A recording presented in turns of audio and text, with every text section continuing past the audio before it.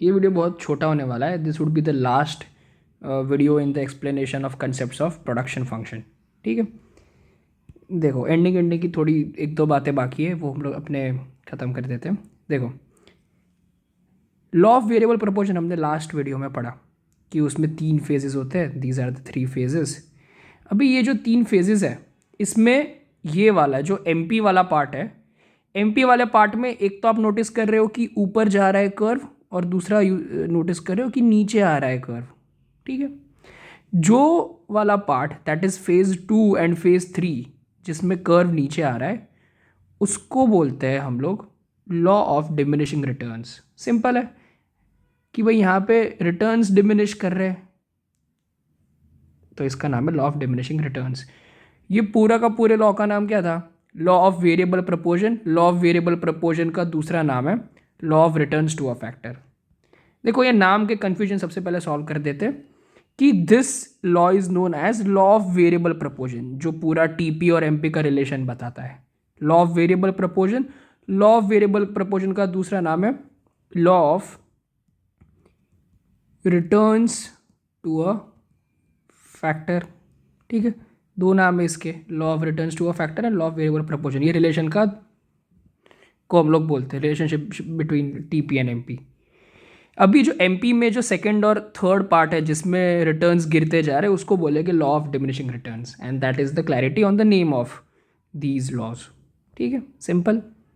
Okay, देखो, law of variable proportion का दूसरा नाम है law of returns to a factor. जब शॉर्ट रन में हम लोग देखते हैं तब ये वाला लॉ अप्लाई होता है. शॉर्ट रन मतलब क्या? जिसमें दो फैक्टर्स का एग्जिस्टेंस होता है कि भाई कुछ फैक्टर्स जो कि कांस्टेंट है उसको फिक्स्ड फैक्टर्स बोलते हैं, और कुछ फैक्टर्स जो चेंज करते हैं उसको वेरिएबल फैक्टर्स बोलते हैं. काफ़ी इंट्यूटिव है.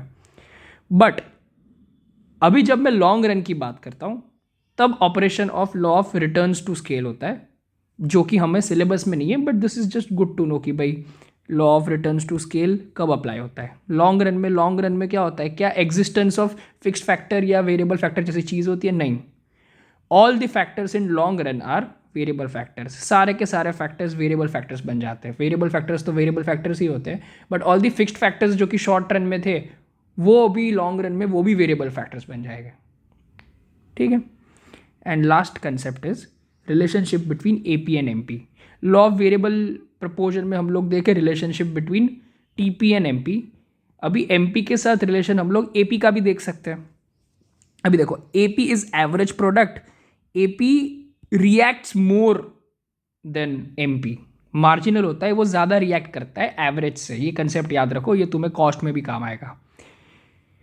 ओके, सो एपी और एमपी शुरू एक ही जगह से होता है, एंड व्हेन एपी स्टार्ट्स तो it is toned down.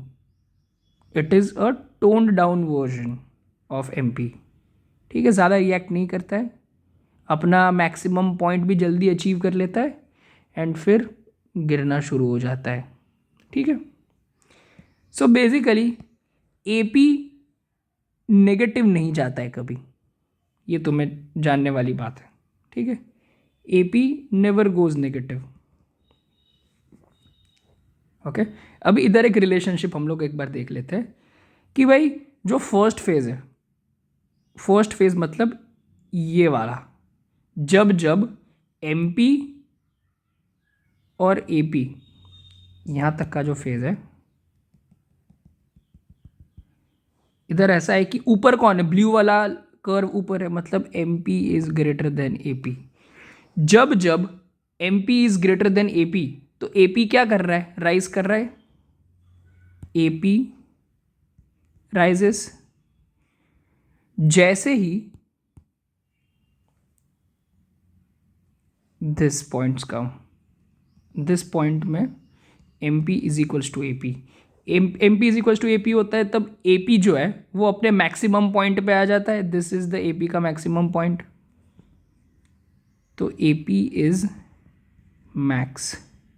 And जैसे ही